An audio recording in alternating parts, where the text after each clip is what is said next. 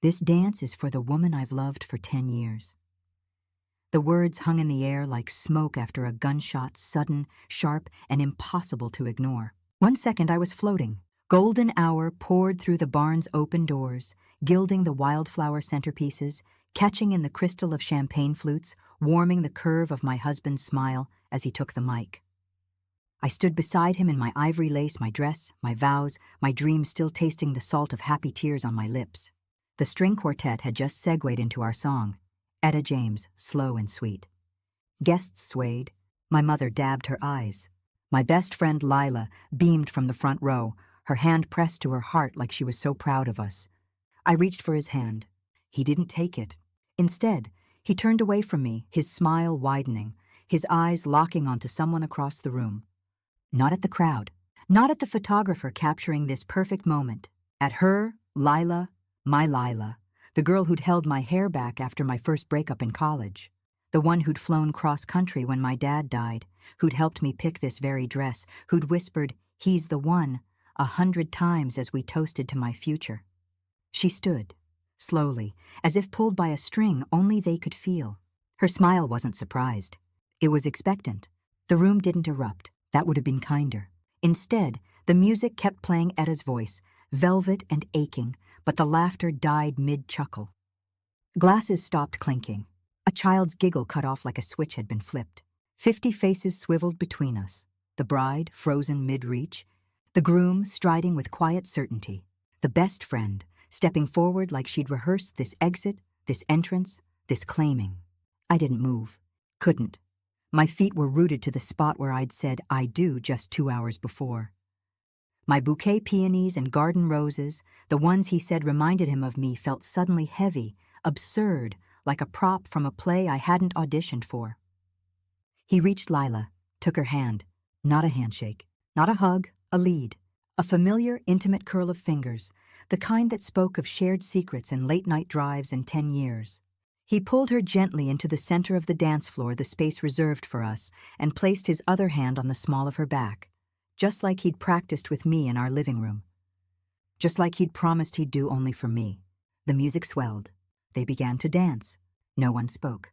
No one breathed. I saw Aunt Carol's hand fly to her mouth. My brother stiffen in his chair, his knuckles white around his glass. My mother turned slowly, deliberately toward me, her eyes wide with dawning horror, not for me, but at me, as if I had done something unforgivable by standing there, by existing in the wreckage of their moment.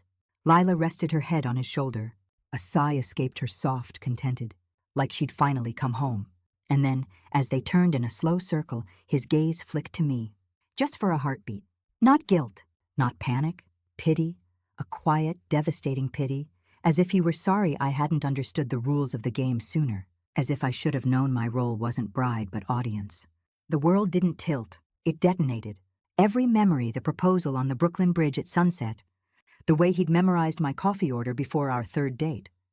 The tear he'd wiped from my cheek when I told him about my miscarriage last year rewound in my mind. But now in reverse, stripped of warmth, revealing the cold scaffolding beneath. Performance. All of it. Every tender word, every grand gesture, every "you're my forever," just lines, rehearsed, recycled. My chest tightened. Not with sorrow, not yet. With something sharper, more primal. Recognition. Like staring into a distorted mirror and finally seeing the crack down the center. The music faded. They stopped dancing. Still holding hands. Still smiling. Applause started tentative at first, then building, relieved, as if we'd all just witnessed something beautiful, something meant to be. Someone Lila's cousin called out, "Oh, that was so sweet." Sweet. The word scraped against my ribs like gravel. I looked down at my ring, the emerald-cut diamond he'd said symbolized clarity, truth.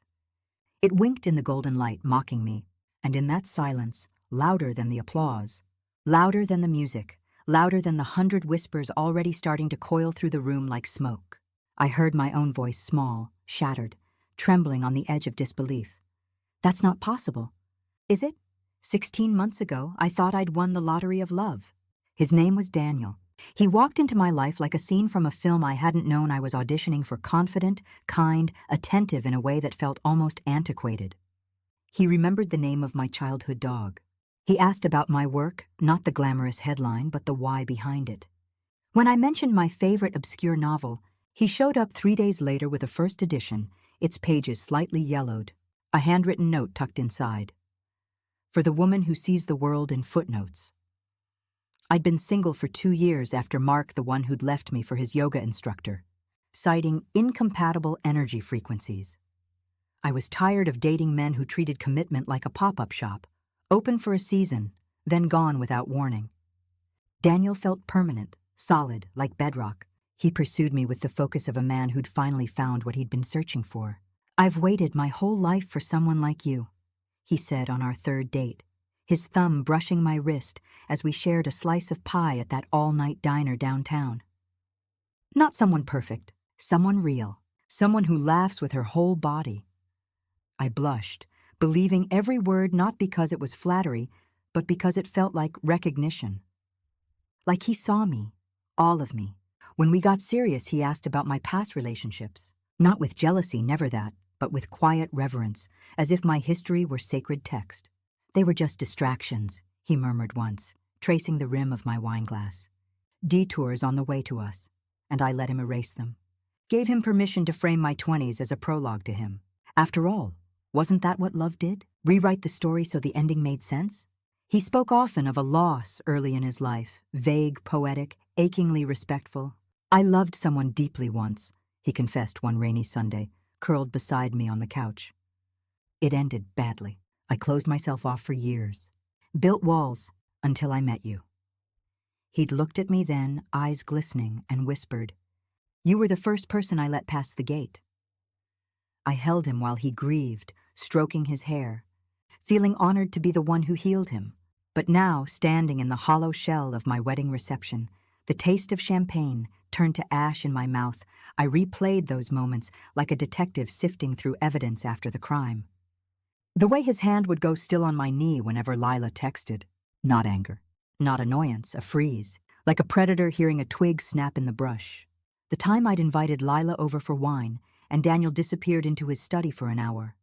"Just catching up on work," he'd said, returning with a smile so polished it didn't reach his eyes.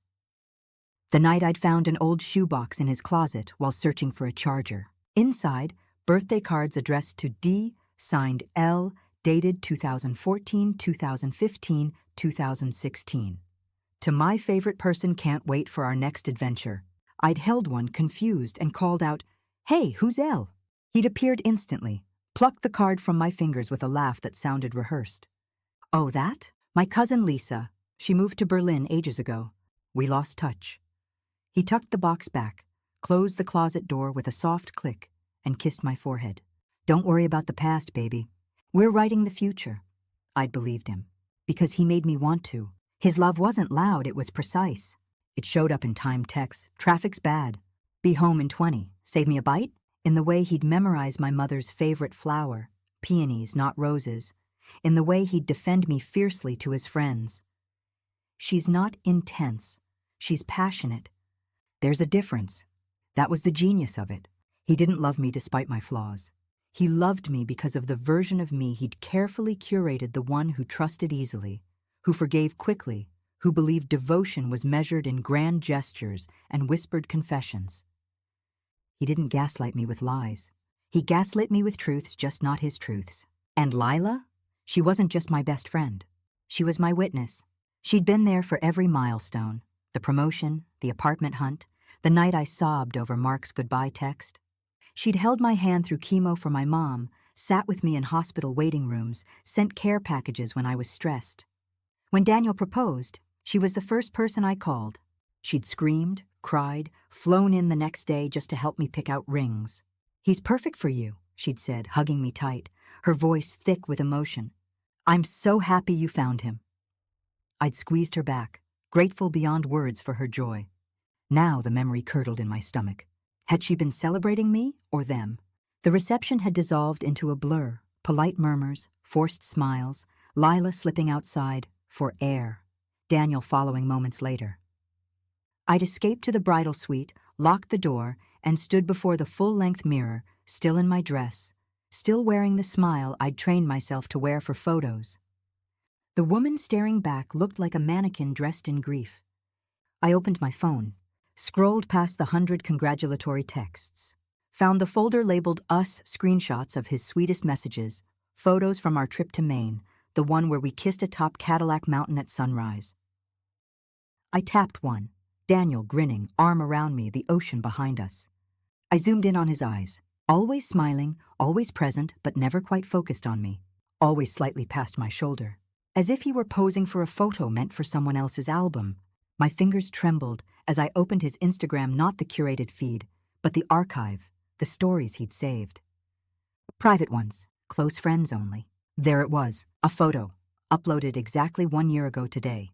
Him and Lila, not recent, old.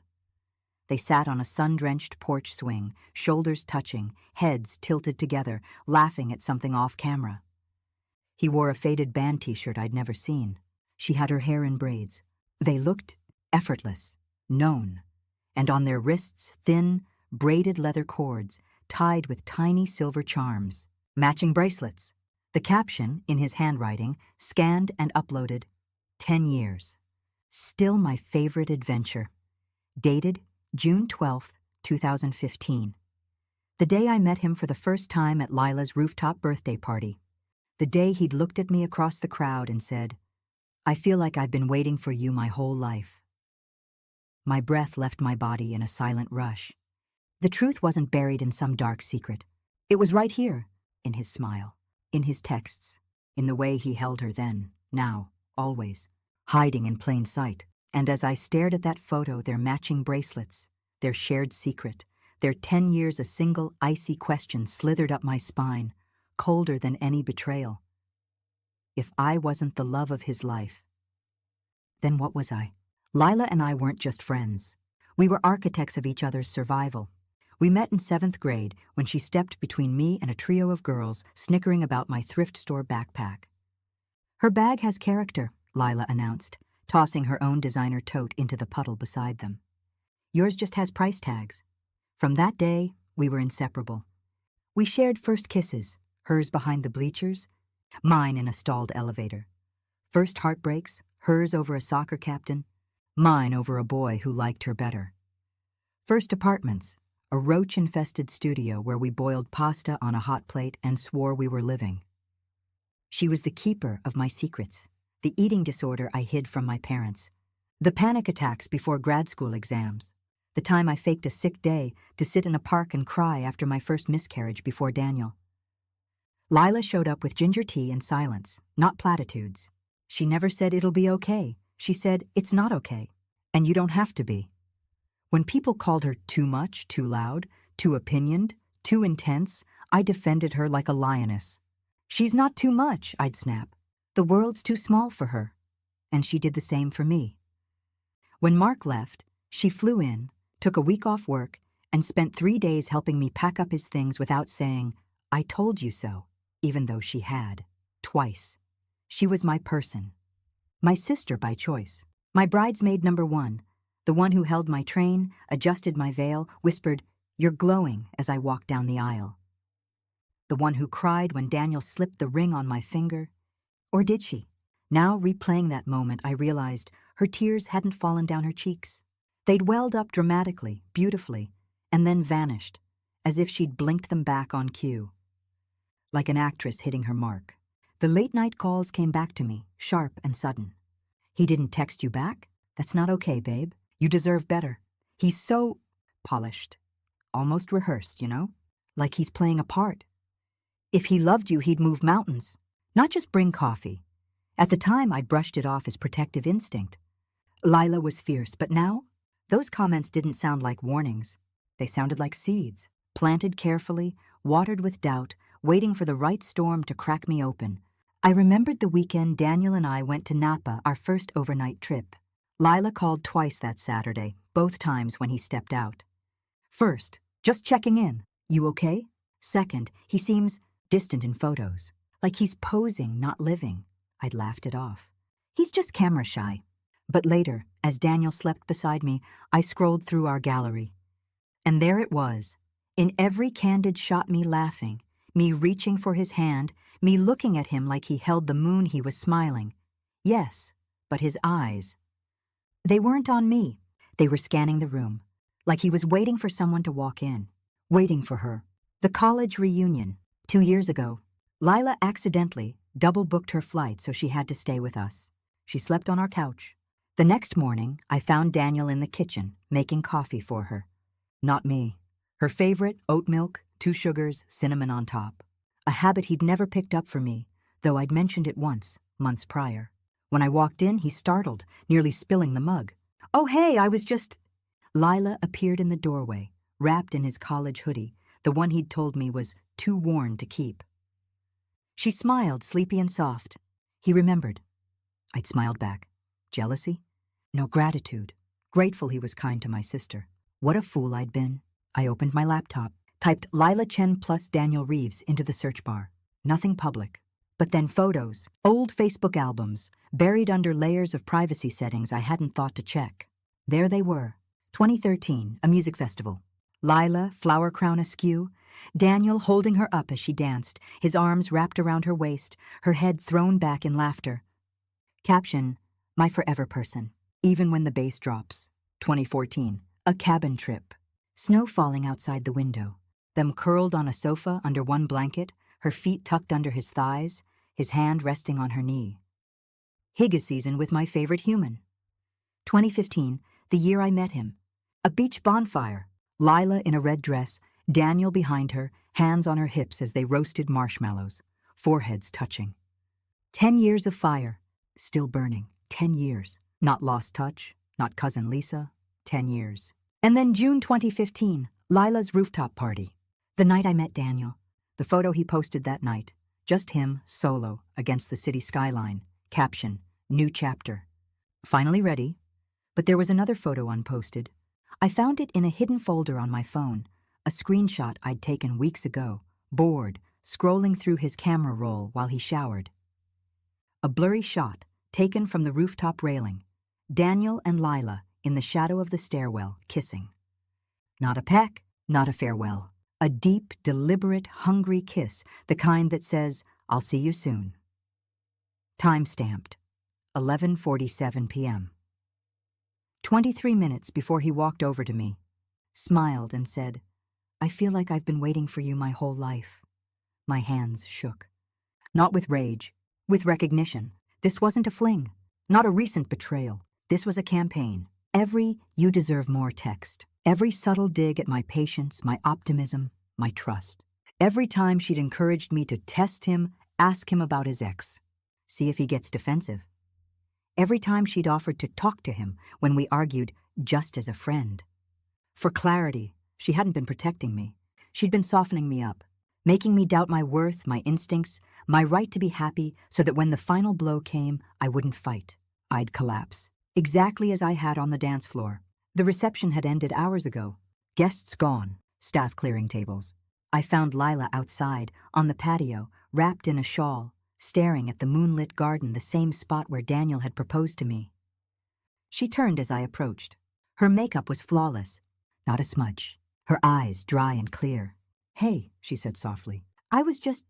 Remembering, I stopped 3 feet away, close enough to see the silver charm on her bracelet, the one in the photo. A tiny coiled serpent. My voice came out calm, too calm, like ice over deep water. Did you know? A beat? The crickets sang. A breeze lifted the hem of her bridesmaid dress. Then slowly, deliberately she smiled. Not a nervous twitch. Not a flicker of guilt. A smirk. Full, knowing, triumphant. Like I'd just handed her the final piece of a puzzle she'd been assembling for a decade. And in that smirk, I saw it all.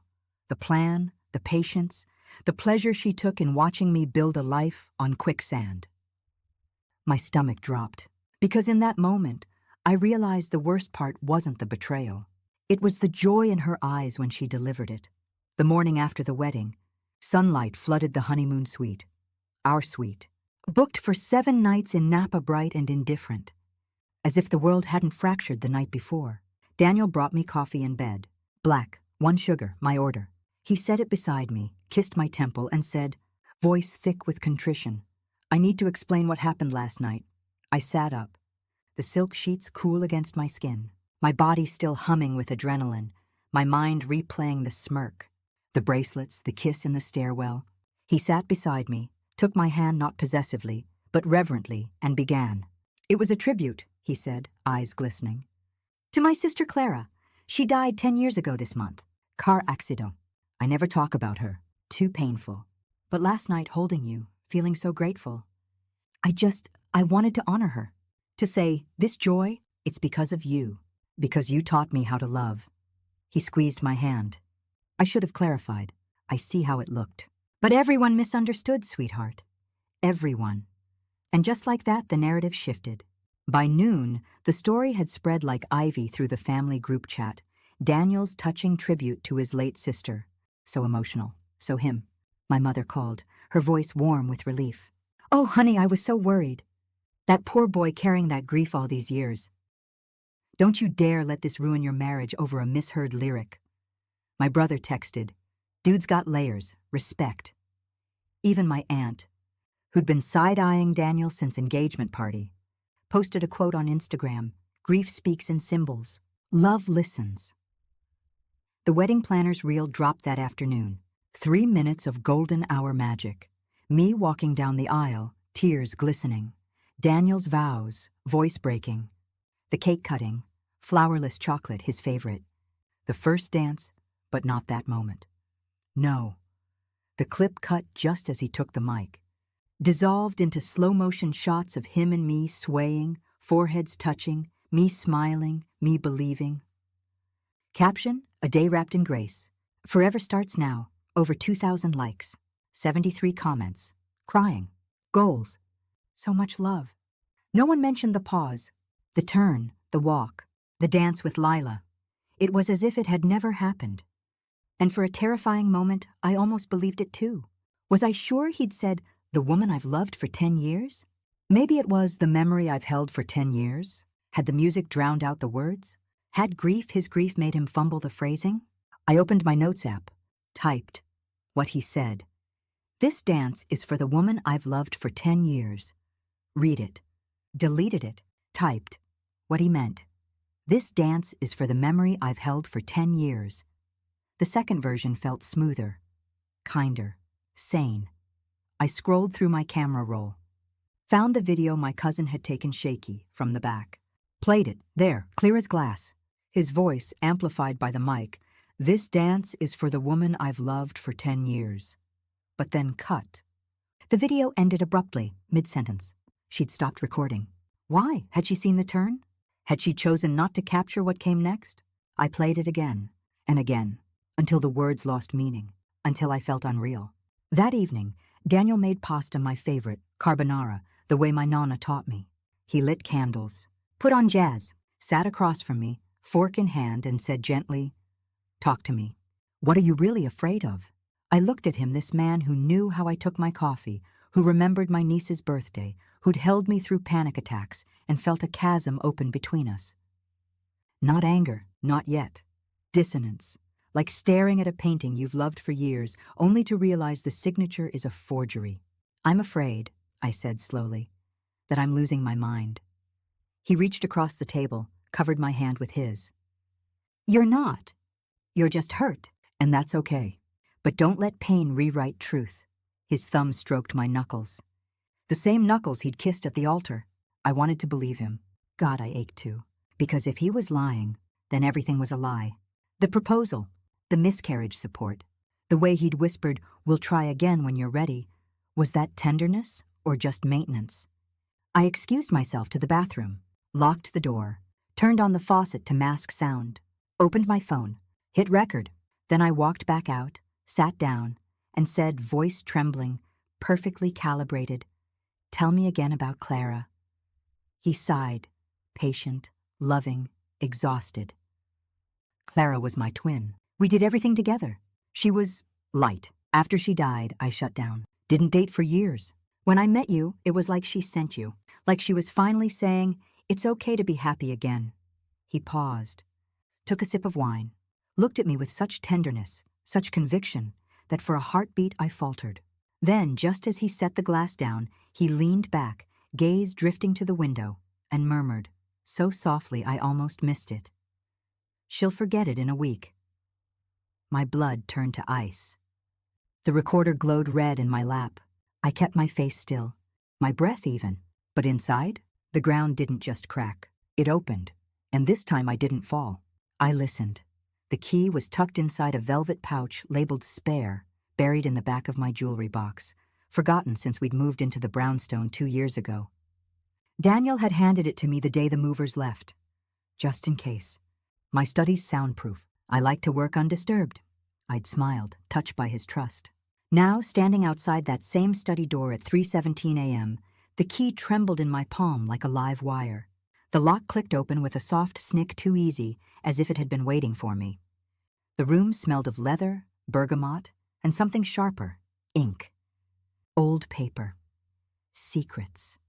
Moonlight bled through the slatted blinds, striping the mahogany desk, the floor-to-ceiling bookshelves, the antique brass safe embedded in the wall beside the fireplace. Daniel's sentimental archive, he called it. Birth certificates, property deeds, our marriage license. I'd watched him open it once, twice, if you counted the time he let me peek at the ring before the proposal. A 4-digit code, his mother's birthday, simple, predictable. I turned the dial. 2864. The safe door swung open. Inside, 2 file folders labeled Taxes 2023 and Will, a velvet box empty. And nestled behind them, a slim leather journal, its cover worn smooth at the edges, embossed in faded gold. Until I can have her. My breath hitched. I carried it to the desk, flipped on the green glass banker's lamp, and opened it. The first page wasn't dated. Just 3 lines, in his precise slanted handwriting, met L today. Rooftop party, red dress. Laugh like sunlight through glass. She's the one. But her family hates me, thinks I'm a player, need to bide time, build credibility, become someone they'd approve of. Beneath it, a single underline, heavy, deliberate. I turned the page. June 15, 2015, met L rooftop party. Red dress. Laugh like sunlight through glass. She's the one. But her family hates me, thinks I'm a player, need to bide time, build credibility, become someone they'd approve of. Beneath it, a single underline, heavy, deliberate. I turned the page. June 15, 2015, met L today. Rooftop party, red dress. Laugh like sunlight through glass. She's the one. But her family hates me, thinks I'm a player, need to bide time, build credibility, become someone they'd approve of.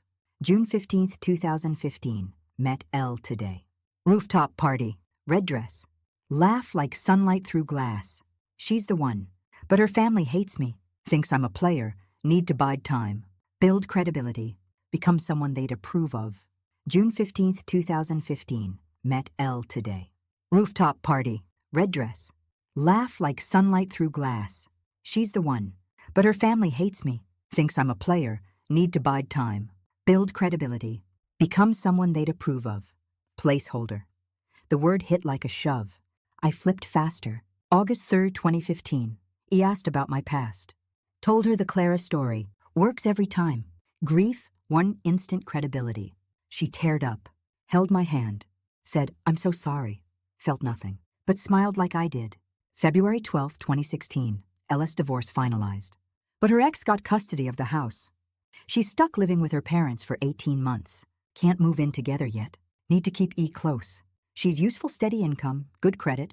Started mentioning future more. She lit up like a damn Christmas tree. October 4, 2017. E talked about kids today. Someday, she said. I squeezed her hand. Didn't correct her. L says, let her dream. Dreams make them docile. She's right. Page after page. A decade of me, reduced to tactics. March 22, 2019. E's mom diagnosed. Pancreatic. Bad. L says, double down. Be the rock. She'll tie her survival to you. So I did. Cancelled the Tahoe trip. Sat in chemo rooms. Held her hand. Didn't flinch when E sobbed, you're my everything. L texted later, perfect. Now she'll never leave. I pressed my fist to my mouth. That winter, the one where Daniel had slept on the hospital couch for weeks, brought my mom crossword puzzles, remembered her favorite pudding flavor that wasn't love. It was leverage. July 18, 2021. E's miscarriage, devastated. Elle says, don't fix it. Sit in it. Grief bonds them tighter. So I held her while she shook. Whispered, we'll try again. Didn't tell her I'd gotten a vasectomy last year, just in case. The room tilted. I hadn't just lost a baby. I'd been robbed of the chance to mourn one that could never have been. My vision blurred. I turned another page thicker, heavier, and froze. Entry number 47, dated 2 weeks ago. May 28, 2025, final phase. Weddings in 10 days. He's glowing. Thinks it's love. It's logistics. Transferred her $85K savings into the honeymoon fund account. Clause 7B. If marriage dissolves within 12 months, funds revert to primary contributor, me. She signed the amendment at the tasting, didn't read it, smiled when I said, just protecting us. House deed, held by my cousin Marco. Lease agreement between him and E. She thinks it's romantic us renting our first home. Engagement ring, cubic zirconia.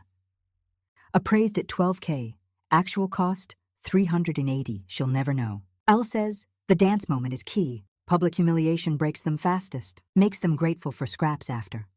I'll say it's for Clara, they'll believe it. They always do. 1 week until she's legally mine. And then free her. I read it again and again. The numbers, the clauses, the cost of the ring. Every kindness, every sacrifice, every whispered I love you, priced, planned, instrumentalized. I flipped to the last page. A single paragraph written just days ago. The ink still slightly smudged. June 5th, 2025. She tried on the dress today, cried, said, I feel like the luckiest woman alive. I kissed her forehead. Told her she was. Al asked, do you ever feel bad? I didn't answer. But the truth is no, because she's not a person to me. She's a bridge, a temporary structure, strong enough to cross, light enough to burn when we reach the other side. I closed the journal. The leather was warm in my hands. Outside, a car passed, headlights sweeping across the ceiling like a searchlight. I thought of Clara, his Clara, the sister who never existed, the grief he wore like armor, the story that made him sympathetic, deep, safe. I thought of Lila's smirk on the patio, the matching bracelets, the kiss in the stairwell. This wasn't passion, not obsession. It was collusion, a decade-long project. 2 architects, 1 blueprint, acquire, stabilize, extract, discard. And me? I wasn't the rival.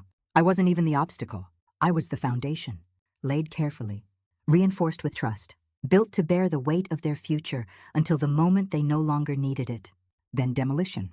I stood, the journal clutched to my chest like a shield, walked to the window, looked out at the quiet street, the sleeping houses, the world that still believed in love stories with happy endings. And for the first time since the dance floor froze, I didn't feel shattered. I felt seen, not by him, by myself. They hadn't just lied to me. They'd underestimated me. And as I turned back to the desk, my fingers already reaching for my phone to search forensic accountant, document forgery, restraining order template, one truth settled into my bones, cold and unbreakable. They weren't just lovers. They were architects, and I was the foundation they meant to demolish. But foundations once awakened don't crumble. They shift, and when they do, the whole damn structure comes down. I didn't cry when I read the journal, but I shook a low animal tremor that started in my hands and worked its way up my spine, like my body was trying to shake off a skin that no longer fit. Because grief I could survive, rage I could weaponize. But this cold, calculated architecture of theft, this was different. This wasn't just betrayal. This was exposure. I needed proof. Not just words in a journal, but paper, signatures, dates, the kind of evidence that couldn't be dismissed as misinterpretation or emotional exaggeration. I started with the bank. Our honeymoon fund account, the one Daniel had insisted we open to keep things romantic, separate from daily expenses. I'd transferred $85,000 into it 3 weeks before the wedding. My inheritance from my grandmother, the nest egg I'd guarded since grad school, the money I'd told him, teary-eyed, was for our future. I logged in. Balance, 0 zeros. My pulse spiked. I clicked transaction history. There it was. June 8th, 3 days before the wedding. A single outgoing transfer, $85,000. Destination, Reeves Family Holdings, LLC. I'd never heard of it. I called the bank, spoke to a representative named Marisol, her voice warm, professional. "Can you pull up the account agreement for the honeymoon fund?" I asked, trying to keep my voice steady. "Specifically, the amendment signed on June 5th. A pause. Keys clacked. Then, "Yes, ma'am. Amendment HFA 2025-06, signed by both parties. It designates Daniel Reeves as the primary contributor and adds Clause 7B. In the event of marital dissolution within 12 months of account creation, all funds shall revert to the primary contributor without recourse." My throat closed. "Can you email me a copy?" "Of course. Though I should note the signature on file for Elena Reyes matches the one on your original application." "Very clear." I hung up, opened my email. There it was, a PDF. Page 1, the sweetly worded original agreement, a shared dream, funded with love. Page 2, the amendment. Dated June 5th. My name, Elena Reyes, signed in looping confident script at the bottom. Except I hadn't signed it. I scrolled to the original account application signed May 1st. My actual signature, sharp angles, the E looping high, the S ending in a tiny upward flick I'd been teased about since 3rd grade. Now compare. The amendment signature, smoother, rounder. The E closed, the S flat and final like a stamp, not a hand. He hadn't just forged it. He'd practiced. I remembered the tasting menu appointment, the private room at the winery, Daniel pouring me a second glass of Pinot, smiling as he slid a clipboard across the table. "Just a formality, baby. They need it for the venue insurance. Sign here?" I'd been laughing, tipsy, dazzled by candlelight and his attention, and I'd scrawled my name without reading just like he knew I would. Just like entry 47 said I would. I opened the property records next. Our dream home, the sun-drenched brownstone with the clawfoot tub and the wisteria-covered pergola. The one he'd said made him feel like a real husband. The day we closed, I'd assumed we owned it jointly. He'd handed me the keys with a kiss, whispered, "Welcome home, Mrs. Reeves."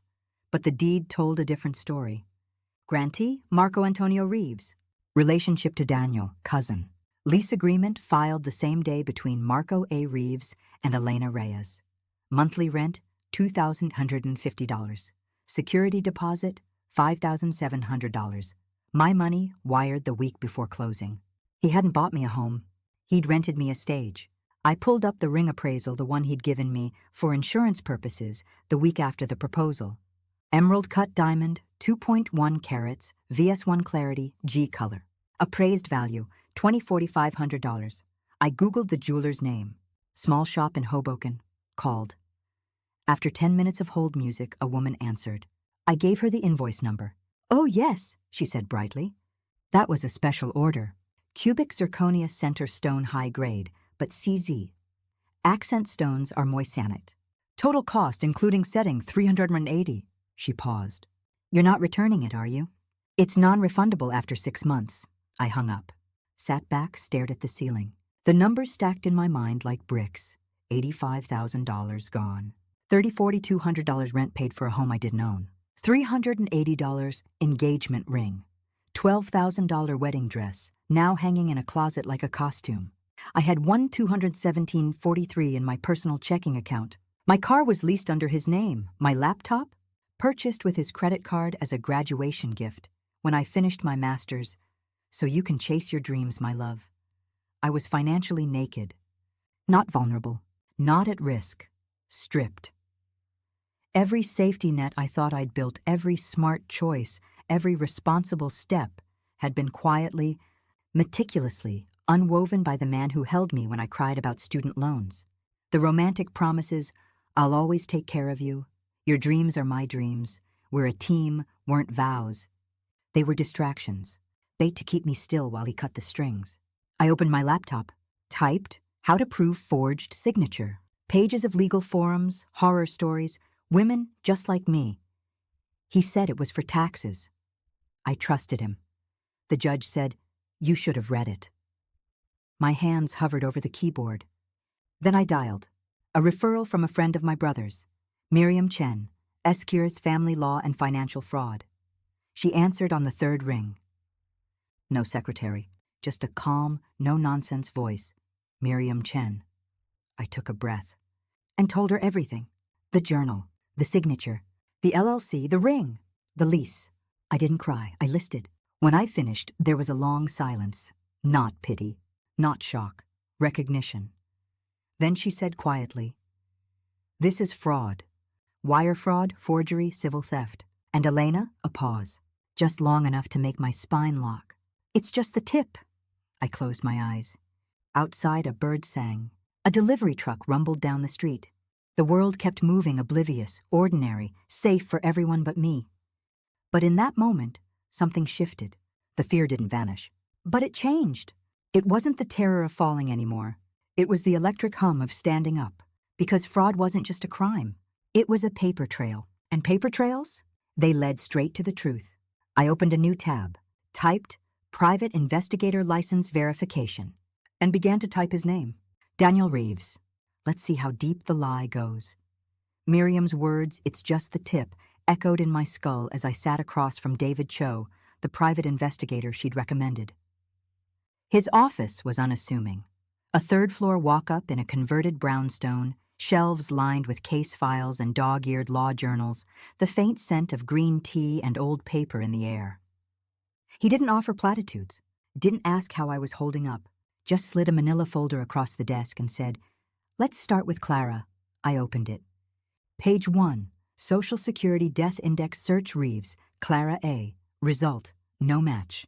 Page 2, Obituary Archives, Major Metro Papers, 2010-2015, 0 entries. Not the Times, not the Chronicle, not even a small town paper where Clara might have lived. Page 3, Family Court Records, Reeves, Daniel and Clara, siblings, nothing. Birth certificates? None filed in any U.S. state under those names with matching parents. Even his own birth certificate pulled from state archives listed only one child, Daniel Elias Reeves. I looked up. He made her up, David nodded. From scratch. But people don't invent grief for fun. They invent it for utility. Grief makes you sympathetic, forgivable, safe. He flipped to the next page, a grainy printout of the photo Daniel had shown me once. Clara, at a college graduation. Dark hair, dimpled smile, wearing a sapphire pendant. This image. Where'd he get it? I'd seen it 100 times framed on his nightstand, tucked in his wallet. The last photo he claimed he had. I'd cried looking at it. She looked so much like him. Reverse image search, David said. Turns out it's not Clara. It's Alyssa Torres. He handed me a new sheet. A 2013 campus newspaper clipping. Psych major wins research grant. There she was, Alyssa. Same smile, same pendant, standing beside a professor. Caption, Alyssa Torres, class of 14. Below it, a police report, heavily redacted. Date, November 12, 2013. Allegation, financial coercion, unauthorized account access, identity misuse. Complainant, Alyssa Torres. Respondent, Daniel Reeves. Case closed. Insufficient evidence. Complainant withdrew statement. David leaned forward. She didn't withdraw it willingly. Her roommate told me off the record that Alyssa disappeared 2 days after filing, packed a single bag, left her car, her cat, her thesis draft, changed her number, moved to Oregon, changed her name.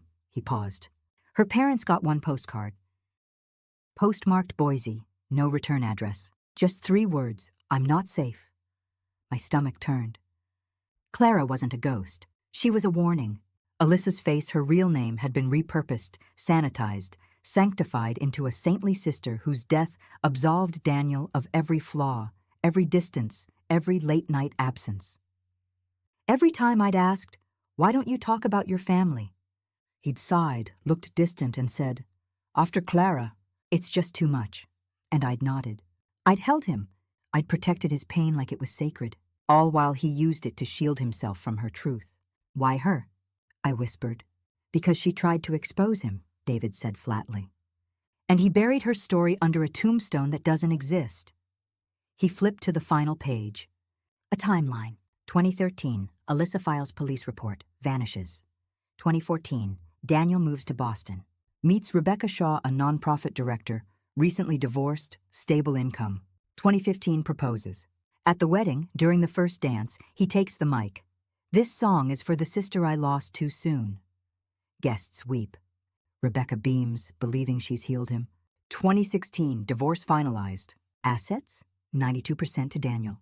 Rebecca left with $3,200 and a maxed-out credit card in her name opened during marriage, used for renovations.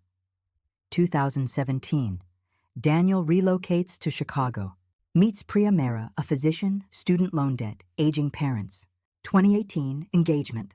First dance. Same speech, same tears, same forged prenup clause. 2019, Priya files for divorce after discovering the LLC transfers. Case dismissed. No standing. Accounts held by third party. She leaves town. Changes specialties. 2020-2024, radio silence. A gap. Then 2024, he surfaces in my city. Meets me. I stared at the names. Rebecca, Priya, Alyssa, 3 women, 3 weddings, 3 versions of the same script. The pendant, I said suddenly. Alyssa wore it in the photo. In the Clara photo, too. David nodded. Family heirloom. Alyssa's abuela gave it to her. Daniel kept it. Wears it under his shirt right here. He tapped his sternum. His talisman for Clara. I remembered the night before our wedding, him naked, brushing his teeth, the thin silver chain glinting as he bent to rinse. I'd traced it with my finger, whispered, Clara's? He'd covered my hand with his. My anchor. I'd kissed his chest. Right over the lie. David closed the folder, slid a second one across the desk thicker, bound with a red tab. I opened it. 3 headshots stared back. Rebecca, Priya, a third woman, Nina Delgado from 2022, all smiling, all holding bouquets, all wearing dresses that looked eerily familiar. At the bottom, in David's neat script, Nina's wedding, Sonoma, June 2022, first dance, Mike, exact words. This dance is for the woman I've loved for 10 years. She walked toward Nina's maid of honor. Nina is now in witness protection, pending federal fraud case. David met my eyes. His voice was quiet, final. There are 3 other women. All weddings, all sister tributes. He paused, then added, so softly the words barely left his lips. Her name wasn't on the police report, but yours almost was. I didn't ask what he meant, not yet. But as I sat there, the folder heavy in my hands, the faces of 3 stranger sisters in suffering staring back at me, one truth burned brighter than fear, brighter than rage. I wasn't crazy. I wasn't unlucky. I was targeted. And for the first time, I wasn't alone in the dark. I had names. I had dates. I had proof. And somewhere out there, Rebecca, Priya, Nina, Alyssa were waiting. Not for revenge, for recognition. For someone to say, yes, it happened. And it wasn't your fault. I closed the folder, stood up, looked David in the eye. Get me their contact info, I said. Even Alyssa? Especially Alyssa. Because the dead don't speak. But the silenced. They're just waiting for someone to hand them the mic. I didn't sleep that night. Instead, I sat at my kitchen table still in yesterday's clothes, still wearing the cubic zirconia ring like a shackle, and typed into the void. On a private, invite-only forum for survivors of financial abuse, I posted under a pseudonym, he invented a dead sister. Used her at our wedding. Has anyone heard of this? I included just enough. The phrase, the woman I've loved for 10 years, the forged accounts, the LLC, the vanishing act. No names, no locations, just the pattern. I hit send, closed the laptop, and waited. 3 hours later, a notification pinged. Private message from user, Phoenix Rising. He said the exact same thing at our wedding. Rebecca, my breath caught. I opened the message. She'd attached a photo grainy from a guest's phone. Daniel on the dance floor, mic in hand, mid-sentence. The timestamp, June 14th, 2015. The caption, he was looking at my maid of honor. Her name was Lena. They disappeared together 2 weeks later. Then another message. He called her Clara too. Said she died in a car crash in Vermont. I looked. No crashes in VT that month. No Clara Reeves in any database. A pause. Then, oh my God, Alyssa, I met her. At a fundraiser in Boston. She pulled me aside. Whispered, don't trust him. He steals more than money. He steals your story. I thought she was unstable. Grieving. I told Daniel. He said she'd been stalking him for months. I typed back, Alyssa Torres. 2013, she filed a report, then vanished. 3 dots appeared, disappeared, reappeared. He told me the same thing about you. Last year, said you were fixated on him, that you'd sent him letters, that you were unstable. I believed him. I stared at the screen. He hadn't just isolated us from the world. He'd isolated us from each other, turned our pain into weapons he could wield in advance. I sent one word, proof. Within minutes, Rebecca shared a Dropbox link. Inside, voice memos, bank statements, a scanned copy of her Clara memorial locket identical to the one Alyssa wore in the campus photo, and a single crumpled napkin from a diner in Portland, dated 2016, with a shaky note in Alyssa's handwriting, R. If you're reading this, he found you too. Don't sign anything. Don't trust his grief. It's not his, it's hers. I cried then. Not for myself. For her, for all of us. That afternoon, David connected me with Priya, a doctor. Calm, meticulous, furious. She'd kept everything. Forensic reports on the forged signatures, call logs showing Daniel's phone pinging near her. Parents' house the week they, coincidentally, pressured her to give him another chance. He told my mother I was emotionally volatile. She wrote in our encrypted group chat, now named Project Phoenix, that I'd fabricated trauma to control him. She believed him. Cut me off for 6 months. Then Nina, the one in witness protection. Her message came through a secure relay, stripped of metadata, voice distorted.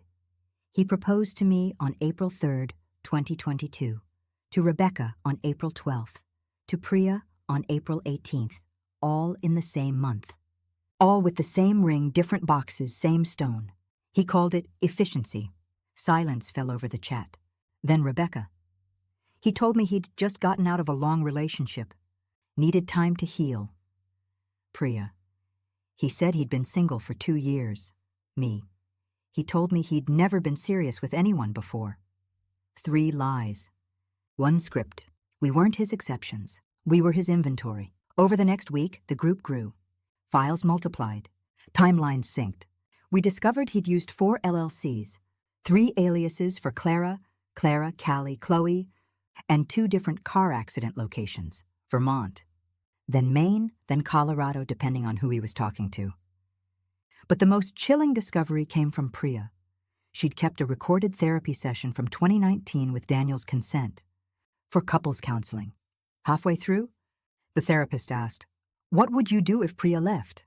Daniel's answer, calm, almost bored, "She won't. They never do. Not until it's too late to matter," a beat. Then quieter. "Grief is the perfect alibi. Who questions a man who's already lost everything?" We listened to that clip together, 4 women, scattered across 3 time zones, headphones on, tears streaming not in despair, but in recognition. The isolation that had crushed me for weeks, the voice in my head whispering, "You're overreacting, you're paranoid, you're broken," was gone, replaced by something harder, sharper. Clarity. We weren't broken. We were targets. And targets, when they find each other, don't just survive. They aim back. One evening, as the sun set over my borrowed apartment, I'd moved out of the brownstone that morning, Marco's brownstone. I typed into the group, "He's engaged again." Attached, a screenshot from a mutual acquaintance's Instagram, Daniel, grinning, arm around a woman with kind eyes and a radiant smile, holding a champagne flute. Caption, "So happy for Dee and Maya." The replies came fast. Rebecca, Maya Lynn, architect, parents in Palo Alto, just finalized her first big project. Bonus, $150K. Priya, he's using the Clara story again. Told her family at dinner last week. Nina, he's already opened a future home account. Same LLC, a pause. Then me, do we expose him now? Or wait until he strikes again? The cursor blinked. Seconds stretched. Then vote after vote appeared. One by one, no hesitation. Rebecca, wait. Priya, wait. Nina, wait. And finally, from an account I hadn't seen before, Alyssa, T-Ties 2023. Let him finish the script. Then we change the ending. I closed the laptop, walked to the window, watched the city lights flicker on, one by one tiny beacons in the gathering dark. We weren't victims anymore. We were witnesses, archivists, and soon authors. We called her Vera, a name pulled from an old noir film Rebecca loved. Vera Sterling, 42, divorced, inherited vineyard in Sonoma. Trust fund, no kids, ready to love again but not naive. Priya built the profile. Flawless LinkedIn, architectural historian. Published, TEDx talk on sacred spaces.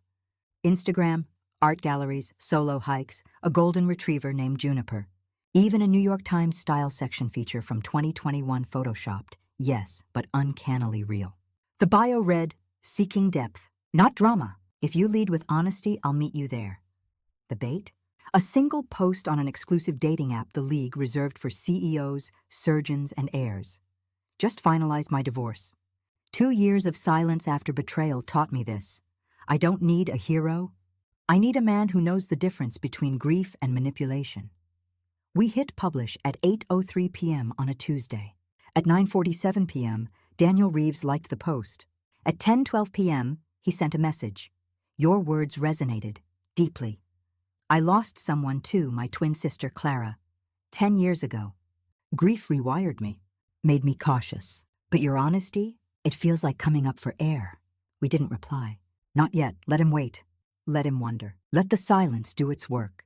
The same silence he'd weaponized against us. 48 hours later, Priya posing as Vera responded, Clara, that name, it carries weight. I'm so sorry. He wrote back within 7 minutes. Thank you. Most people don't understand. They see a strong man and assume he's unbreakable. But the deepest wounds are the ones no one sees. Classic. Textbook. His script. We set the hook deeper. Vera agreed to coffee. A quiet place, the study. A book-lined cafe in the West Village, known for its discretion and sound-dampening booths. We chose it for 3 reasons. Low ambient noise, no surveillance cameras, confirmed by David. And critically, the table we reserved sat directly beneath a decorative brass lamp with a hollow base. Inside that base, a microphone. Connected to 4 phones, recording in real time, backed up to encrypted cloud servers in 3 countries. The morning of the meet, Nina sent a final note to the group. Remember, he doesn't seduce with charm. He seduces with recognition. He'll mirror your pain, validate your loneliness, make you feel seen. Don't flinch. Let him perform. Priya walked in at 3:58 p.m.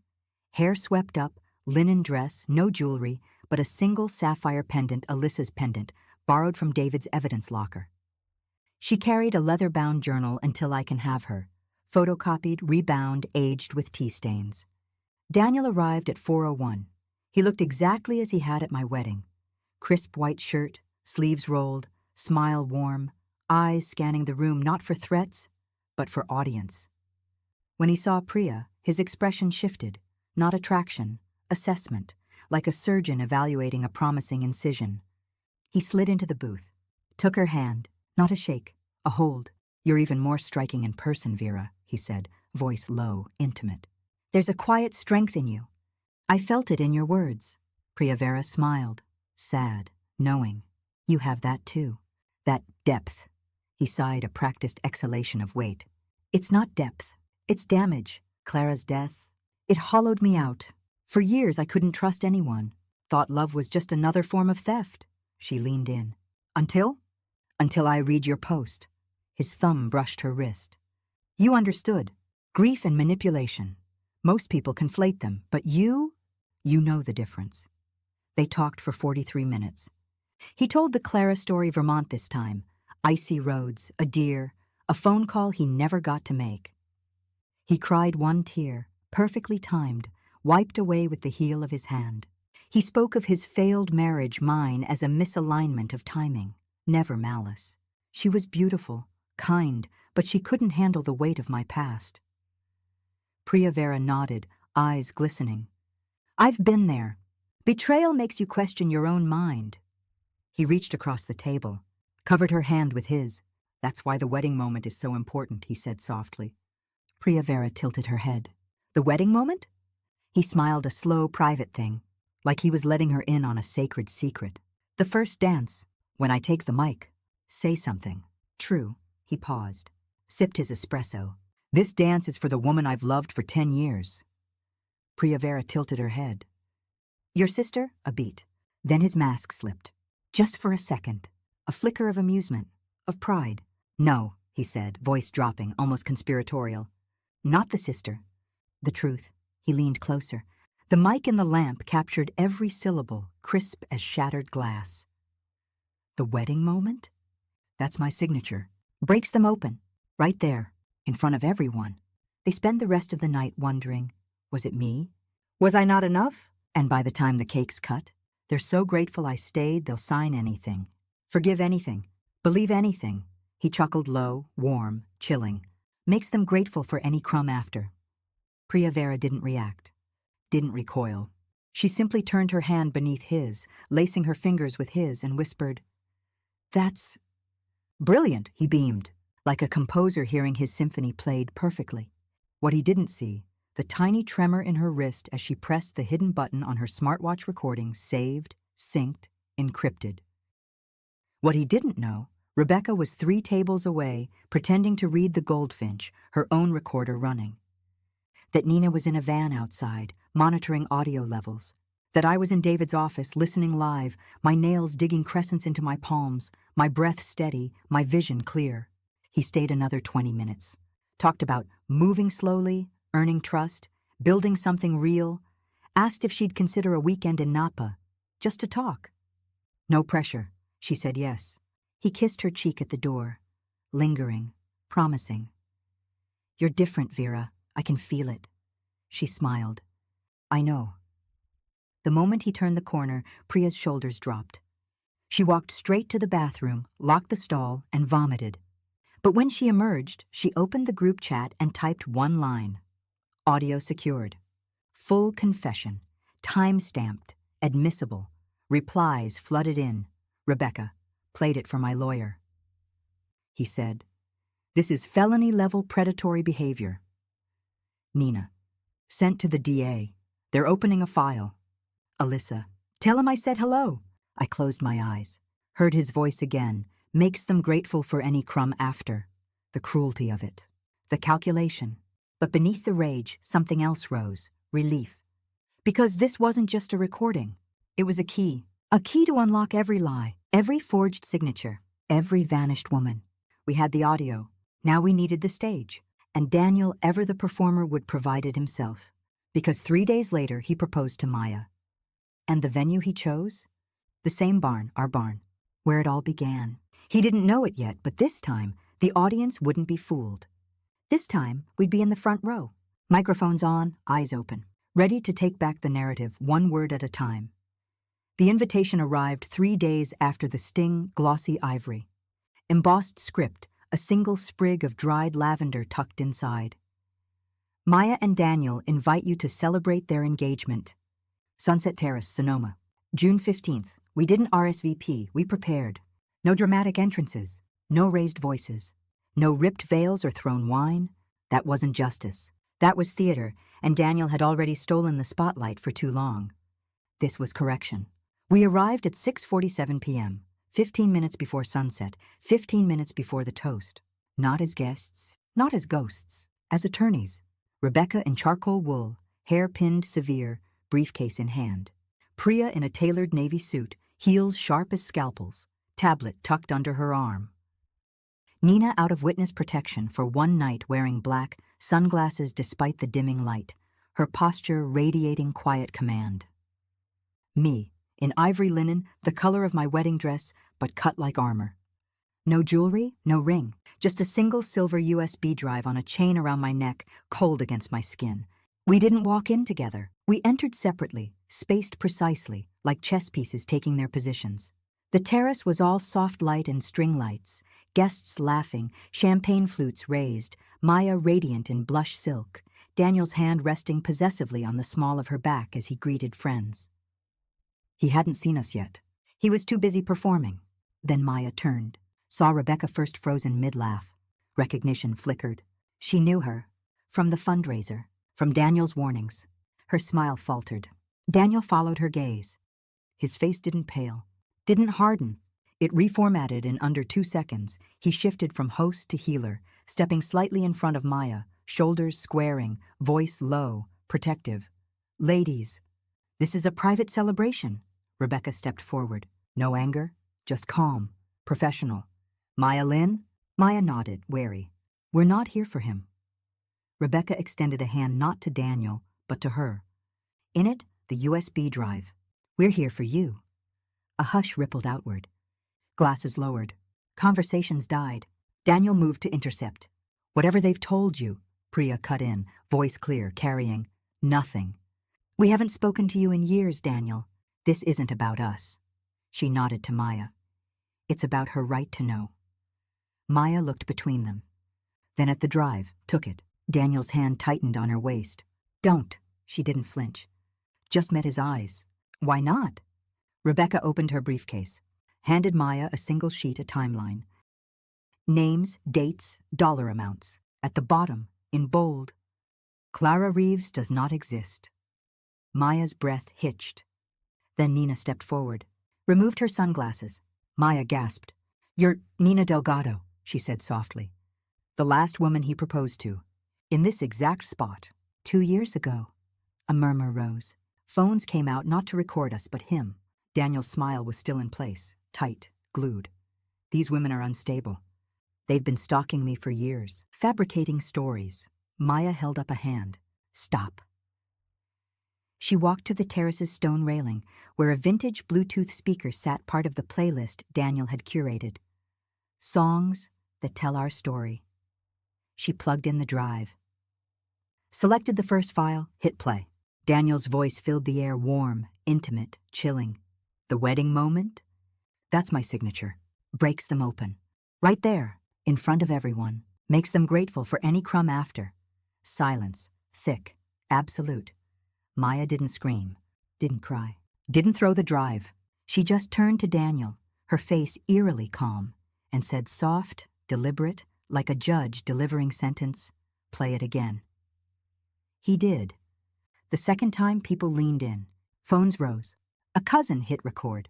Third time, Maya's hand trembled, but her voice didn't. The journal. Show me the journal. I stepped forward. Opened my tablet, scrolled to entry NAR 47, held it up. The screen faced her. Transferred her $85K savings. Clause 7B. If marriage dissolves within 12 months, funds revert to primary contributor, me.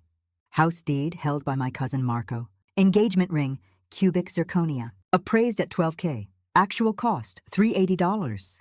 Maya read it. Line by line, her knuckles whitened around the tablet. Then she looked at Daniel, not with betrayal, with assessment, like she was finally seeing the blueprint beneath the charm. You told me, she said, voice steady, that your sister died in a car crash in Colorado. A beat. The year before last, he said quickly. You misremembered. No, she said. I recorded our dinner. 3 times you said Colorado. 2 times Vermont. Once Maine. She pulled out her phone. Tapped. His voice, her Daniel's voice, filled the air again. Icy roads near Aspen. She swerved to miss a moose. He didn't deny it. He couldn't. The script had no line for this. His mouth opened, closed. His eyes darted to the exits, to the guests, to us searching for the role he was meant to play. Grieving brother? Wronged man? Victim of a conspiracy? But the audience had changed, and the story was no longer his to tell. Maya turned to us. The police? Rebecca nodded. They're outside, waiting for your signal. Maya took a breath, looked at Daniel one last time, not with hatred, but with profound, quiet disappointment. The kind you reserve for a beautiful lie you finally let go of. Then she raised her hand, a single slow wave toward the driveway. Headlights flashed. 2 unmarked cars rolled up the gravel path. Not sirens, not flashing lights, just quiet authority. Detectives emerged, not in uniform, in suits. One held a folder. One held handcuffs but kept them low, out of sight. They walked straight to Daniel. Daniel Reeves? He nodded, still frozen. We have warrants for your arrest. A murmur rose. Guests stepped back. For what? Daniel finally found his voice, defensive, entitled. She hasn't even pressed charges. The lead detective opened the folder. Read aloud, calm, factual. Wire fraud, forgery, identity theft. Conspiracy to commit financial elder abuse your aunt's accounts, 2021, and violation of a federal cease and desist order issued to Alyssa Torres in 2014. He looked up. This isn't about her. It's about pattern, and we have 12 victims on record. 6 more coming forward tonight. Daniel's face crumpled, not in sorrow, in shock. Because for the first time in 10 years, he wasn't the author. He was the footnote. The detective took his arm, gently, firmly. As they led him away, he turned back once toward Maya. His lips moved. I can explain. She didn't look at him. She looked at us. And in her eyes, relief, rage, and something fiercer, gratitude. Because we hadn't come to destroy him. We'd come to free her. The guests parted as the detectives guided him down the path. No jeers, no tears. Just silence, the kind that follows truth, heavy and clean. At the car, he paused, turned, looked at the 4 of us standing together now, shoulders aligned, no longer hidden, no longer ashamed. And in that moment I saw it, the flicker of real fear, not of prison, of exposure, of a world that finally saw him not as a grieving prince, but as a thief who stole more than money. He stole time, trust, years, but he couldn't steal this moment, this sisterhood, this reckoning. The detective opened the back door. Daniel got in. The door closed. A soft click, final. Maya walked over to us, took my hand. Rebecca's, Priya's, Nina's. Thank you, she whispered. I squeezed back. You're safe now. She nodded. Looked at the USB drive still in her palm. Then, deliberately, she walked to the edge of the terrace, raised her arm, and dropped it into the vineyard below. Let the earth keep it. Let the truth take root. Behind us, the sun dipped below the hills, gilding the vines in gold. The party was over, but for the first time in a decade, our story was just beginning. The civil suit was settled in 117 days. Not with a bang, but with a stamp, a notary's seal pressed into crisp legal paper, the ink still damp as I signed. Elena Reyes, plaintiff. $217,000 in restitution. The $85,000 he stole. The rent he collected under false pretenses. The cost of therapy, of relocation, of rebuilding a life he'd methodically dismantled. Plus punitive damages triple, because the judge called his actions a textbook case of predatory intimacy. The criminal trial lasted 3 weeks. I didn't go, not out of fear, not out of spite, because my presence wasn't needed to prove the truth. The evidence stood on its own, the journal, the forged signatures. Forensic analysts confirmed 4 distinct forgeries across 6 documents. The audio from the cafe, the LLC transfers, the testimonies of Rebecca, Priya, Nina, Alyssa now out of hiding. Her voice steady as she described the night she packed one suitcase and vanished, the pendant still warm around her neck. His defense? Miscommunication. Emotional exaggeration. A grieving man's poetic phrasing. The jury deliberated for 42 minutes. Guilty on all counts: wire fraud, forgery, identity theft, conspiracy. Sentence: 42 months plus restitution, plus a lifetime ban from holding fiduciary power over another person's assets. His family disowned him the same day. A terse statement from his mother. We are devastated by Daniel's actions and are cooperating fully with authorities. His cousin, Marco Holder of the fake deed, cut a deal. Testimony in exchange for immunity. Lila tried to run. 2 days after the verdict, she boarded a flight to Lisbon using a passport under her mother's maiden name. Interpol flagged her at customs. Extradition papers were filed within 72 hours: fraud, conspiracy, aiding and abetting identity theft. She's awaiting trial in a Portuguese holding facility, still smirking according to the guards. But not for long. I heard the details secondhand from Miriam, from David, from the news alerts that pinged my phone like distant thunder. I didn't watch the courtroom sketches, didn't read the op-eds calling him the grief grifter. I was too busy. The day the civil settlement cleared, I signed the Articles of Incorporation for Veritas Rising, Center for Coercive Control Recovery. Not a support group, a force. We offer forensic financial reviews free for women suspecting asset concealment. Trauma-informed legal navigation. A digital archive of predator tells, the forged documents, the fake siblings, the sister tribute script cataloged, time-stamped, weaponized for prevention. Our first grant? Funded by Maya. She'd sold the engagement ring real diamond this time, appraised at $28,000 and donated every penny.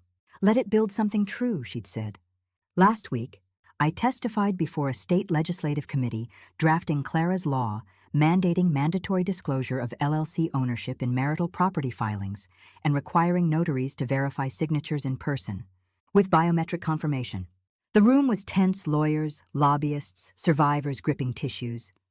I didn't wear black. I wore ivory, not the dress, just a blouse, soft, strong. I spoke for 18 minutes.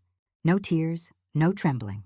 Just facts, timelines, the cost of a lie measured in years, in savings, in self-trust. When I finished, the lead senator, a woman in her 60s, silver hair in a neat twist, leaned into the mic and said, "You didn't just survive, Ms. Reyes. You built a lighthouse.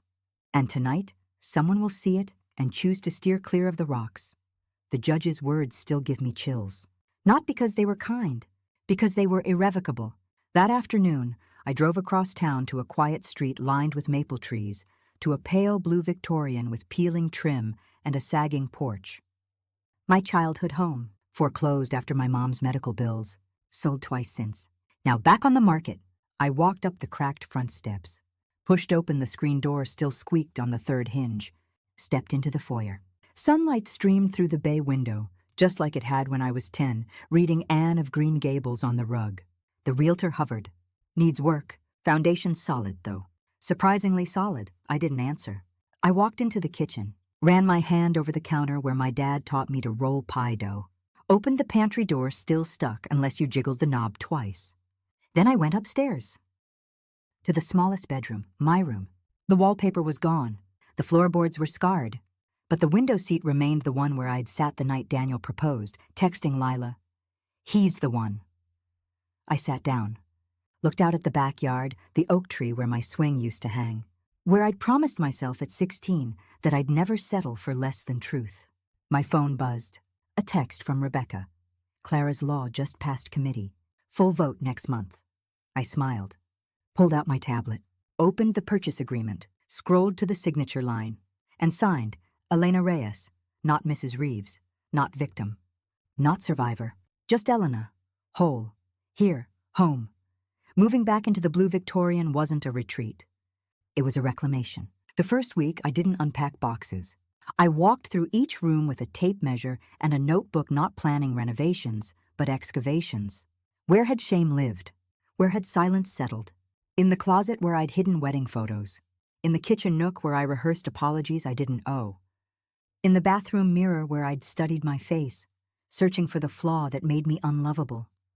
I painted over them all. Pale sage for the kitchen, warm clay for the living room, and in my bedroom sunrise gold. Not the blinding gold of wedding spotlights, but the quiet, persistent gold of dawn. The kind that doesn't demand attention. It just arrives and stays. Therapy wasn't about healing the wound anymore. It was about mapping the scar and learning to read its topography as strength, not damage. Dr. Lynn never asked, "How do you forgive him?" She asked, "How do you honor what you protected even when you thought you were broken?"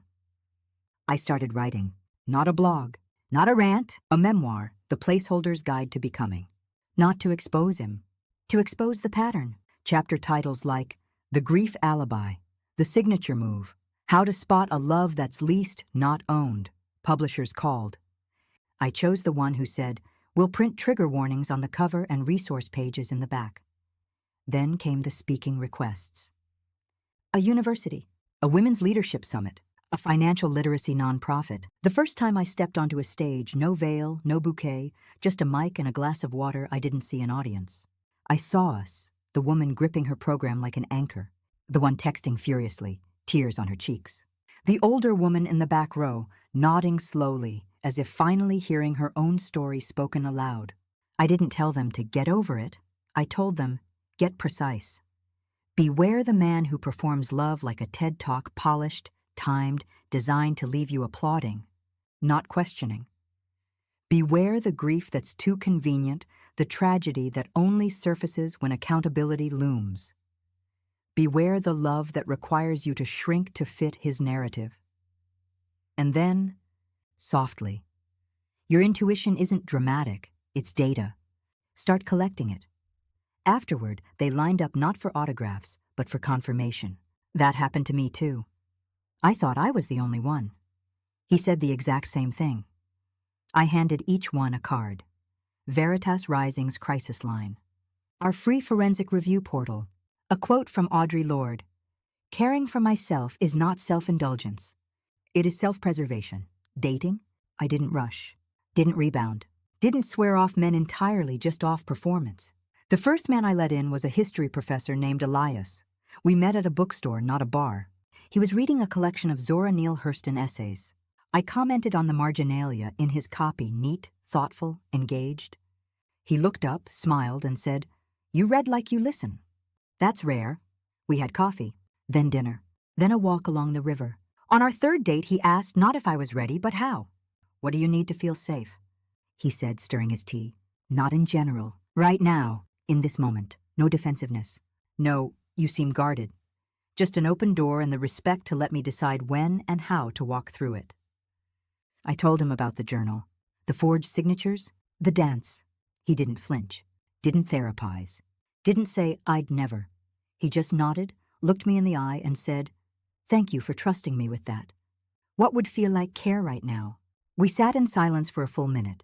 Then I said, "Walk me to my car, and don't hold my hand unless I ask." He did. And when I reached for his hand on the sidewalk, my choice, my timing. He laced his fingers with mine like he'd been waiting his whole life to hold something sacred. No grand gestures, no mic moments, just presence, just respect. The first time I danced alone in my new kitchen, just me, barefoot on the sun-warmed floorboards, Nina Simone's "Feeling Good" humming from the speaker, I didn't think of the barn. Didn't replay the turn, the walk, the smirk. I just moved, let my hips sway, my arms rise, my head tilt back. No audience, no script, no need to be seen. Just being, and in that moment, I didn't cry. I smiled. Later that night, I stood before the full-length mirror in my bedroom, the same one where I'd stared at my wedding dress like it was a costume I'd outgrown. But now, I wore soft linen pants, a faded band t-shirt, my hair in a messy knot. No makeup, no armor. I looked at myself not searching for flaws, not bracing for judgment. Just seeing. The woman who'd survived, who'd testified, who'd signed her name to a home, a nonprofit, a future. The woman who'd learned that love shouldn't require receipts, but trust should. The woman who'd finally understood, I'm not his epilogue. I'm my own first chapter. I wrote it on a Sunday morning in late October. Not on elegant stationery, not in elegant script. On a legal pad in the backyard, the air crisp with the scent of wood smoke and fallen leaves. Ink smudged where my fingers pressed too hard. Words crossed out, rewritten, sharpened like blades. "Daniel, you asked once why I kept the journal. Said it was unhealthy to dwell. But you were wrong. I didn't keep it to remember you. I kept it to remember me, the woman who believed your grief was sacred. Who signed documents without reading them because your hand felt warm in hers. Who cried when you cried, even when the tears never reached your eyes. You called me soft, trusting, naive. But soft things don't survive what I survived. Naive people don't build nonprofits. Trusting hearts don't learn to read LLC filings like poetry. I wasn't naive. I was generous. I gave you the benefit of the doubt, like it was oxygen until you used it to smother me. You didn't break me. You revealed me, and what you revealed was unbreakable. I am not the woman who stood on that dance floor, frozen, whispering, "That's not possible." Is it? I am the woman who stood in a courtroom and said, "This is fraud." I am the woman who handed a USB drive to a stranger and said, "You deserve the truth." I am the woman who bought back her childhood home not as a retreat, but as a declaration. I am here. I remain. I rebuild. You weaponized my empathy, my loyalty, my love for Lila. You turned my best qualities against me, and for a time, it worked. But here's what you missed. Empathy can be recalibrated. Loyalty can be redirected. And love? Love, once freed from performance, becomes unstoppable. I don't hate you. Hate would mean you still occupy space in me. And I've reclaimed every inch. I don't forgive you, not yet. Maybe not ever. Forgiveness is a gift I owe no one. But I understand you. And that's power enough. You needed me to be small so you could feel large. But when I grew anyway, when I found my voice, my evidence, my sisters, you didn't know what to do. Because predators don't fear anger. They fear clarity. I have it now, and I won't unsee. I won't unsay. I won't unlive. I am not your lesson, not your cautionary tale. Not your almost. I am the life that continued brighter, fiercer, truer after you tried to edit me out of the story. I am not your epilogue. I am my own first chapter. I signed it. Not with love, not with rage, just my name, Elena. Then I carried the pages to the fire pit, the one Elias helped me build, stone by stone, in the corner of the yard. I struck a match. The flame caught the corner instantly. Words curled inward, blackening at the edges, naive, soft, grief turning to ash. I didn't watch it burn for catharsis. Not exactly. I watched to witness the transformation. How rage, when held long enough, becomes resolve. How pain, when examined, becomes knowledge. How truth, when spoken, becomes legacy. The wind shifted. Ashes lifted light, weightless, spiraling upward like confetti at a different kind of celebration. And as the last ember glowed, faint and gold against the twilight, I leaned close to the warmth and whispered the final line, not to him. To myself. Some fires don't destroy. They purify. Then I stood, dusted my hands, walked back into the house where the lights were on. And dinner was waiting. The oak tree in the backyard is taller now. Its branches spread wide, casting dappled shade over the picnic tables, the bounce house, the cluster of 10-year-olds shrieking as they race through a sprinkler. Paper lanterns glow gold in the late afternoon light. A banner reads, "Happy Birthday, Sophie," hand-painted in glitter and determination by the birthday girl herself. I'm not Dr. Elena Reyes, despite what happened. I'm Dr. Elena Reyes because of it. PhD in forensic psychology. Dissertation: The Architecture of Coercive Intimacy, Narrative Control as a Tool of Financial and Emotional Predation. Published in 3 journals. Cited in 2 federal fraud task force training manuals. Veritas Rising has grown not into an empire, but into an ecosystem. 12 regional offices. A 24/7 forensic hotline staffed by accountants, lawyers, and trauma specialists. A digital archive of over 400 documented predator patterns freely accessible, searchable by keyword: dead sister, placeholder, sister tribute. We've helped 2,217 women. Some reclaimed homes, some reclaimed custody, some reclaimed their names legally, spiritually, defiantly. Maya's an architect, again designing shelters for survivors. Rebecca runs our financial literacy program. Priya consults on trauma-informed legal protocols. Nina? She's our lead investigator, sharp, relentless, unshakable. And Alyssa Torres walks beside me every step. Our director of survivor advocacy. Her laugh is louder now, her eyes steady. She still wears the sapphire pendant. Now she lets people see it. Sophie runs up, breathless, cheeks flushed, a smear of frosting on her chin. She tugs my hand, pulls me away from the cake table into the quiet space beneath the oak. "Mom?" she says, serious now, the way only a 10-year-old weighing a life question can be. "What's the bravest thing you ever did?" I crouch to meet her eyes, not to shield her from the truth, to root her in it. I could say, testifying, signing the deed to this house, starting Veritas. But I don't. I smile, take her small hands in mine. I believed myself, I say, when no one else would. She tilts her head, thinks. Like when you knew the dance wasn't for Clara? My breath catches. She knows. Not the details those are for when she's older, when she asks. But the essence, the knowing we've woven into our family's fabric. Truth told gently. Courage modeled daily. Yes, I say. Exactly like that. She nods, satisfied. Then grins. Can we dance? Absolutely. She runs back to the speakers, cues up Lizzo's About Damn Time, and grabs my hands. We spin her light and quick, me grounded, laughing, and for a minute, it's just us. Mother and daughter, moving in the golden light. No audience, no script, no need to prove anything to anyone. Later, as dusk deepens and the guests begin to leave, Sophie hugs each person goodbye, clutching their gift like a treasure. I stand on the porch, watching her, this radiant, unafraid girl I helped bring into the world, and feel a quiet swell of awe.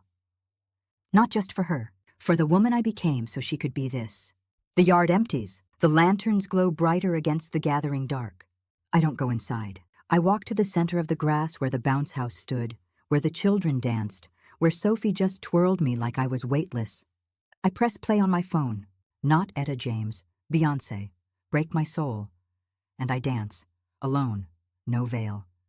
No bouquet, no man's hand guiding me. Just my body, my breath, my feet on the earth I own, in the home I rebuilt, under the stars that witnessed every tear, every triumph, every whispered yes to myself. I sway, I spin.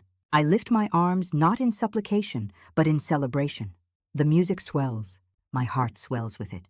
Not because the pain is gone, but because it has purpose. It taught me to listen to the pause in a voice, the flicker in an eye, the quiet hum of my own intuition. It taught me that love shouldn't require receipts, but trust should. That safety isn't found in perfection, but in precision. And most of all, it taught me this. Your pain has a purpose. Mine was to become yours. The final chorus builds. I close my eyes. Let the bass vibrate in my chest. Let the joy rise, unfiltered, unapologetic. If you're watching this, reading, this, listening to this, you're not broken. You're not behind. You're not too much, too trusting, too late. You're still writing your story. And the next chapter? It starts with a single, unshakable sentence. I believe myself. I open my eyes. The fireflies have emerged, tiny lamps blinking in the twilight. And for the first time in my life, I don't need a mirror to know I'm whole. I just need to keep dancing.